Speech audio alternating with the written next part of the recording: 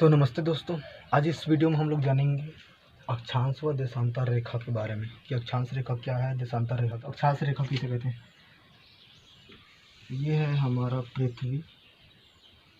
मान लीजिए अभी इसको अध्ययन करने के लिए गोल बनाया जाता है, एकदम गोल, ठीक है, पृथ्वी का अध्ययन करने के लिए। और यहाँ से एक लाइन खींची गई है, काल्पनिक, ठीक है। पृथ्वी में ऐसी कोई भी लाइनें नहीं है, सिर्फ ग्लोब में है। ग्लोब मतलब पृथ्वी का जो नमूना होता है, हम लोग क्लास में देखे हैं, मैं शायद 5वीं क्लास में था, उस टाइम देखा था। तो पृथ्वी का एक नमूना होता है जिसे ग्लोब कहते हैं, उसमें सिर्फ लाइन खींची गई है, अक्षांश रेखा व देशांतर रेखा। तो सबसे पहले अक्षांश रेखा के बारे में समझते हैं हम लोग। इसे 0 डिग्री में खींचा गया है। ये 0 डिग्री मतलब पृथ्वी के सेंटर पॉइंट में, यह है सेंटर पॉइंट। तो यहाँ 0 डिग्री में एक रेखा खींची गई है, इसे क्या कहते हैं? भूमध्य रेखा। भूमध्य रेखा। और इसके नीचे 23.5 डिग्री में, ऊपर भी 23.5 डिग्री में, नदर्न पोल में शायद 23.5 डिग्री में, 23.5 डिग्री, और सदर्न पोल में 23.5 डिग्री। सदर्न पोल ये है और नदर्न पोल ये है, ठीक है। 23.5 डिग्री में दो लाइन खींची गई है, एक ऊपर खींची गया है, एक नीचे खींचा गया है। तो इसको मकर रेखा कहा जाता है, आप लोग जानते ही होंगे। ओके, आई थिंक इसे मुझे समझाने की ज़रूरत नहीं है आपको। और इसे कर्क रेखा कहा जाता है। हाँ, लेकिन एक चीज़ आपको बिल्कुल समझना है इसमें, वो मैं अभी थोड़ी देर बाद बताऊंगा आपको। और 66.5 डिग्री में एक और रेखा खींचा गया है, उसके बाद 90 डिग्री, ठीक है। नीचे भी 66.5 डिग्री में एक और लाइन खींचा गया है, और 90 डिग्री में एक और लाइन खींची गई है, ठीक है। तो ये डिग्री कैसे आया? जैसे कि ये सेंटर पॉइंट है, अब यहाँ से एक एक डिग्री करते करते 1 2 3 4 ऐसे करते करते 23 डिग्री, यहाँ से यहाँ तक 23 डिग्री का कोण बनता है, ठीक है दोस्तों। यहाँ से यहाँ तक अगर आप सीधा लाइन खींचोगे, ओके, वृत्त देखे हो ना आपने, गणित में पढ़ाई होगा आपने कभी वृत्त। तो वृत्त ऐसा होता है, उसके सेंटर पॉइंट से लाइनें खींची जाती हैं। ये 0 डिग्री हो गया, ये 1 डिग्री हो गया, ये 2 डिग्री हो गया, ये 3 डिग्री हो गया, ऐसे करते करते यहाँ तक आपका 90 डिग्री का कोण बनता है, ठीक है। आप लोग देखे ही होंगे। तो 90 डिग्री का कोण बनता है, यहाँ से यहाँ तक भी 90 डिग्री का कोण बनेगा, और यहाँ से यहाँ तक इधर 90 डिग्री का कोण बनेगा, ठीक है। ऊपर 90 डिग्री का कोण बनेगा, नीचे 90 डिग्री का कोण बनेगा, ठीक है। जैसे कि यहाँ पे आप चांद को रखोगे तो 180 डिग्री दिखाएगा, इधर 90 डिग्री और इधर 90 डिग्री। वैसे ही पृथ्वी का अध्ययन करने के लिए, पृथ्वी का मौसम, टाइम वगैरह सब देखने के लिए इसको भी ऐसे ही किया गया है। टाइम वाइम पता करने के लिए, देश की स्थिति पता करने के लिए इसको भी डिग्री में डिवाइड किया गया है। तो 23.5 डिग्री में कर्क रेखा है आपका, ठीक है। और 66.5 डिग्री में, 66.5 डिग्री में कौन सा रेखा है? आर्कटिक रेखा, आर्कटिक रेखा, हाँ जी, आर्कटिक रेखा। और नीचे क्या है? अंटार्कटिक रेखा, अंटार्कटिक रेखा, ओके, इतना समझ लिए। अब यहाँ पे देखते हैं। तो यहाँ पे मैंने अभी क्या बताया आपको? 90 डिग्री का। यहाँ से ये 0 डिग्री हो गया, यहाँ पे 1 डिग्री आएगा, 2 degree, 3 degree, 4 degree, 5 degree, 6 degree, यहाँ पे 23.5 डिग्री, यहाँ पे 66.5 डिग्री। वैसे ही यहाँ पे 90 डिग्री का कोण बनेगा यहाँ पे, ठीक है। यहाँ पे कोण बनता है 90 डिग्री का। अगर यहाँ से यहाँ तक आप सीधा ऊर्ध्वाधर लाइन खींचेंगे तो 90 डिग्री का कोण बनेगा, ठीक है। तो यहाँ से यहाँ तक 90 लाइनें बनेंगी, इसीलिए 90 डिग्री हो गया। यहाँ से यहाँ तक भी 90 लाइनें। जैसे कि इसको देख लेते हैं, एक गेंद है ये, ठीक है, इसका पूरा साइज बता देता हूँ मैं आपको। ये जो लाइन है भूमध्य रेखा, वो एकदम गोल खींची गई है, ऐसे ऐसे, ठीक है। ये जो पूरा लाइन है 90 ऊपर 90 नीचे, ठीक है, 90 लाइन ऊपर खींची गई है, 90 लाइन नीचे खींची गई है। ये हो गया 90 आपका 90 लाइन। और नदर्न पोल में साउथ पोल इसे कहते हैं उत्तरी ध्रुव, भूल गया था मैं बताना, उत्तरी ध्रुव, ठीक है। और नीचे को क्या बोलते हैं, दक्षिणी ध्रुव, इसीलिए इसे दक्षिणी ध्रुव। ओके दोस्तों, ऊपर को उत्तरी ध्रुव, नदर्न पोल, और नीचे को दक्षिणी ध्रुव, सदर्न पोल कहा जाता है, ठीक है। और इन सब नामों को तो आप लोग जान ही लेंगे। भूमध्य रेखा का और नाम है एक विषुवत रेखा और शून्य अंश अक्षांश रेखा भी इसे कहा जाता है, ठीक है। अब देखिए ये जो लाइन है वो पूरा गोल है पृथ्वी में, पूरा गोल, जैसे कि ये पृथ्वी है तो इसके पूरा गोल खींचा गया है, पूरा गोल, ठीक है। 90 जो लाइन खींची गई है 180, वो 180 लाइन पूरा गोल खींचा गया है। पृथ्वी में काल्पनिक रेखा है, पृथ्वी में ऐसा असल में कोई ऐसा रेखा खींचा नहीं गया है, वो सिर्फ एक काल्पनिक रेखा है। वो सिर्फ ग्लोब में खींचा गया है कि किसी देश की स्थिति की जानकारी प्राप्त करने के लिए वहाँ पे क्या टाइम होगा, कौन सा मौसम अभी वहाँ पे होगा।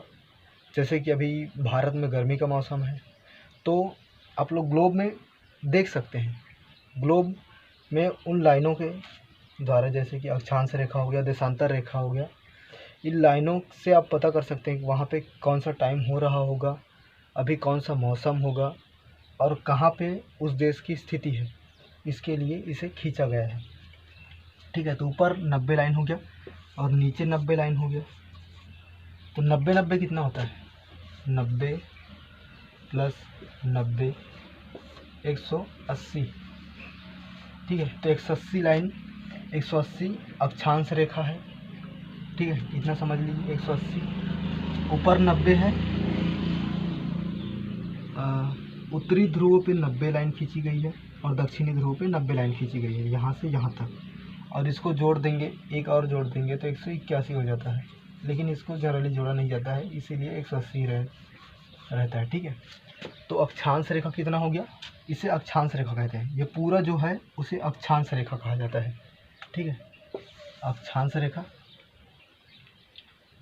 अब उसके बाद देखते हैं देशांतर रेखा के बारे में। तो 180 अक्षांश रेखा है, समझ लीजिएगा, ठीक, याद रख लीजिएगा। स्क्रीनशॉट लेना है तो ले लीजिए, ओके। अब देखते हैं देशांतर रेखा। देशांतर रेखा क्या है, जैसे कि मैंने अभी बताया, एक चीज़ और बता देता हूँ मैं आपको। ये पृथ्वी है और ये है 0 डिग्री पे जो रेखा है भूमध्य रेखा, ठीक है। इसे पश्चिम से पूर्व की ओर खींचा गया है, ये पश्चिम है, पश्चिम, ठीक है, और ये है पूर्व। ये 0 डिग्री वाला रेखा है भूमध्य रेखा, तो इसे पश्चिम से पूर्व की ओर खींचा गया है, ऐसे ऐसे, ठीक है। ये पूरा गोल है, अक्षांश रेखा जो है वो पूरा गोल है, पूरा, ठीक है, ग्लोब में पूरा गोल खींचा गया है। तो अक्षांश रेखा में साल भर गर्मी रहती है, साल भर, ठीक है।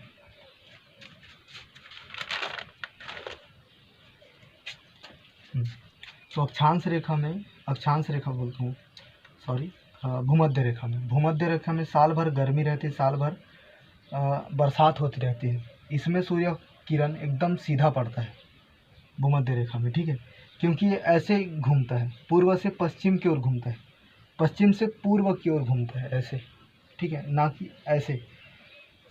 पृथ्वी ऐसे घूमता है, ऐसे, पश्चिम से पूर्व की ओर, ठीक है। जैसे कि बॉल को ऐसे घुमाएंगे हम लोग ऐसे, तो पश्चिम से पूर्व की ओर घूमता है और सूर्य यहाँ पे होता है, मतलब भूमध्य रेखा में उसका प्रभाव ज़्यादा पड़ता है, उसकी रोशनी ज़्यादा पड़ती है, ठीक है। इसीलिए वहाँ पे साल भर गर्मी और साल भर बरसात होती है। और कहाँ पे है, जैसे कि ये मकर रेखा है और ये है कर्क रेखा, तो यहाँ पर भी इसके कंपेयर में थोड़ा सा कम रहता है, लेकिन यहाँ पर भी साल भर गर्मी और बरसात रहती है, ठीक है। और अंटार्कटिक रेखा पे और आर्कटिक रेखा पे थोड़ा सा कम रहता है, और उत्तरी ध्रुव और दक्षिणी ध्रुव में एकदम कम सूर्य की रोशनी पड़ती है लेकिन उतना ज़्यादा नहीं। यहाँ पे साल भर बर्फ़ जमी रहती है, बर्फ़ की चादर जमी रहती है, और यहाँ पे ऐसा कोई बर्फ़ की चादर देखने को नहीं मिलती। यहीं पे हमारा देश है, शायद यहाँ पे लगभग पूर्वी गोलार्ध में है 82.5 डिग्री पे, ठीक है, 82.5 डिग्री पे हमारा देश है। और वहाँ पे माउंट एवरेस्ट है, तो माउंट एवरेस्ट की ऊंचाई बढ़ गई, इसीलिए वहाँ पे बर्फ़ की चादर ढकी रहती है, बर्फ़ की चादर देखने को मिलता है हमें, ठीक है।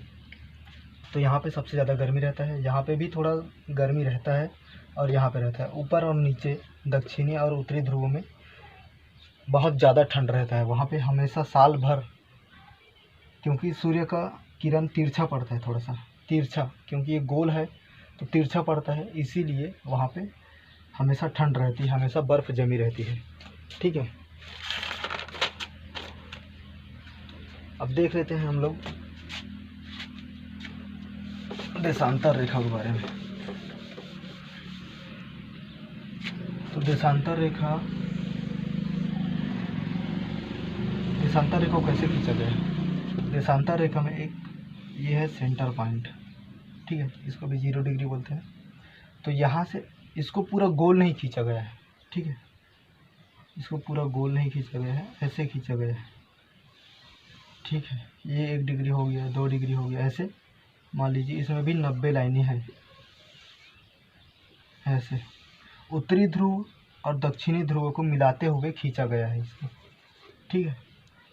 देशांतर रेखा को उत्तरी ध्रुव और दक्षिणी ध्रुव को मिलाते हुए ऐसे खींचा गया है, ऐसे समझ लेते हैं, ठीक है। ये पूरा गोल नहीं है। अक्षांश रेखा क्या था? पूरा गोल था, ऐसे पृथ्वी में पूरा ऐसे गोल खींचा गया था, लेकिन इसको उत्तरी ध्रुव से दक्षिणी ध्रुव तक मिलाते हुए खींचा गया है, ठीक है। और ये जो सेंटर पॉइंट है ये वाला, इसे ग्रीनविच रेखा भी कहा जाता है, क्योंकि ये वाला जो रेखा है वो लंदन के ग्रीनविच शहर से गुजरता है, ग्रीनविच शहर से गुजरता है, इसीलिए ग्रीनविच रेखा या फिर मुख्य देशांतर रेखा इसे कहा जाता है, ठीक है। यहीं से ये जो है देशांतर रेखा की दूरी है, एक से यहाँ तक, एक रेखा से दूसरी रेखा तक की दूरी कितनी है? 111 किलोमीटर, ठीक है। और एक रेखा से दूसरी रेखा तक पृथ्वी को जाने में, मतलब पृथ्वी अपने अक्ष में घूमता है, तो एक रेखा से दूसरे रेखा तक अपने अक्ष में घूमने में कितना टाइम लगाता है? 4 मिनट, 4 मिनट, ठीक है, 4 मिनट लगाता है। 111 किलोमीटर की दूरी को वो कितने मिनट में तय करता है? 4 मिनट में, ठीक है। तो ऐसे ही 15 डिग्री, इसको किसी दूसरे वीडियो में समझाना अच्छा रहेगा, तो इसको किसी दूसरे वीडियो में आपको समझाऊंगा, ओके, इसके लिए सॉरी।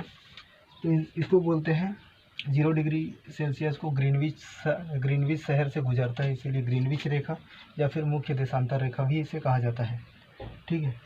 तो इधर देखिए, सेंटर वाले रेखा से, ग्रीनविच रेखा से यहाँ तक 90 लाइनें खींची गई है इधर, और इधर भी 90 लाइनें खींची गई है, ठीक है, 90 लाइन खींची गई है। तो आपने देखा है, अभी मैं बताया था आपको, अक्षांश रेखा 180 अक्षांश रेखा होती है, और 90-90-80, 90-90-180, इसमें भी 180 देशांतर रेखाएं होती है। तो 180-80 कितना होता है? 360। कैमरा हम लोग देखो नहीं, 360 डिग्री तक घूम सकता है। हम कोई जंतु होता है, जीव जंतु होता है, वो भी अपने सर को पूरा 360 डिग्री तक घुमा लेता है। इसी को अगर पृथ्वी पूरा एक चक्कर लगाता है, पूरा एक चक्कर, तो वो 360 डिग्री होता है। और इसमें देशांतर और अक्षांश रेखा को मिला के कितना डिग्री का रेखा खींचा गया है? पूरा 360 डिग्रियाँ 360 रेखाएं खींची गई हैं। देशांतर रेखा 180 और अक्षांश रेखा 180, तो 360 रेखाएं खींची गई है। ठीक है, और इसके बारे में तो बस इतना ही। मिलते हैं नेक्स्ट वीडियो में, तब तक के लिए धन्यवाद।